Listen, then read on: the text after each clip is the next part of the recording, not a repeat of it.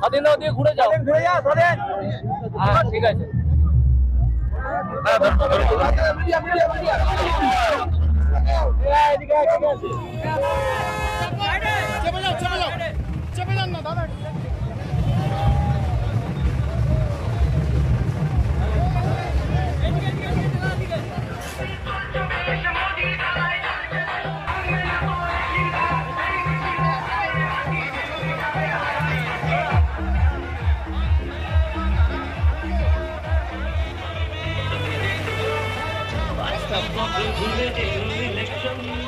মানুষের কি বলছে?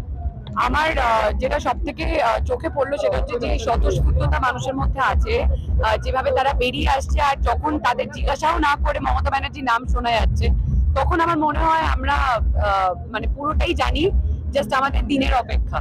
শত্রুঘ্ন সিনহা নিজে একজন স্টার, তারপরেও স্টার ক্যাম্পেইনার আসছে প্রচারে, কেন? ভালো, আমার মনে হয় পরিবারের এটাই কর্তব্য যে একে অপরকে পাশে দাঁড়ানো। তাদের সময় ওনাকে অনেক জায়গায় যেতে হচ্ছে, দিদির সাথেও। তো আমার মনে হয় তার জায়গায় যদি আমি এসে সব মানুষের সাথে ওনার হয়ে বলতে পারি, তাহলে এটা আমার সৌভাগ্য, আর আমি আমার দলের হয়ে কিছু করতে পারছি।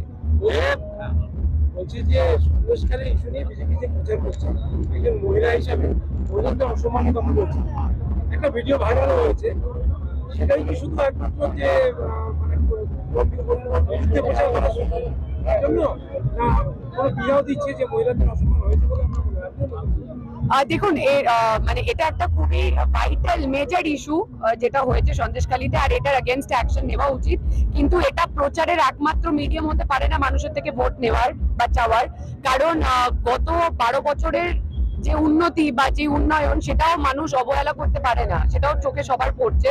তো ভোটটা তার বেসিসে হয় যে কোন সরকার এলে আমি মানে আমার মনে হয় যে উপকৃত হব। তো সেই জায়গা থেকে ভোটটা হয়। আমি যখন নিজে ভোট কাস্ট করবো, আমি এটাই দেখবো যে যেই সরকার আসছে তার থেকে আমি উপকৃত হব কিনা আমার লাইফে। তো সেটা যদি তৃণমূলের দ্বারা হয়, তাহলে তৃণমূলই। আর আমার মনে হয় আমাদের সিএম যথেষ্ট মানে অনেস্ট অ্যান্ড যথেষ্ট ফেয়ার। দেখুন, আমি ওখানে তো প্রত্যক্ষদর্শী নই, তো আমি জানি না অ্যাকচুয়ালি ওখানে কি ঘটেছে। যা আপনারা শুনেছেন, আপনাদের মাধ্যমেই আমরাও দেখেছি, আমরা শুনেছি। তো আমি এই বিষয়টাতে কমেন্ট করতে চাই না until and unless I believe in judiciary, I believe in law।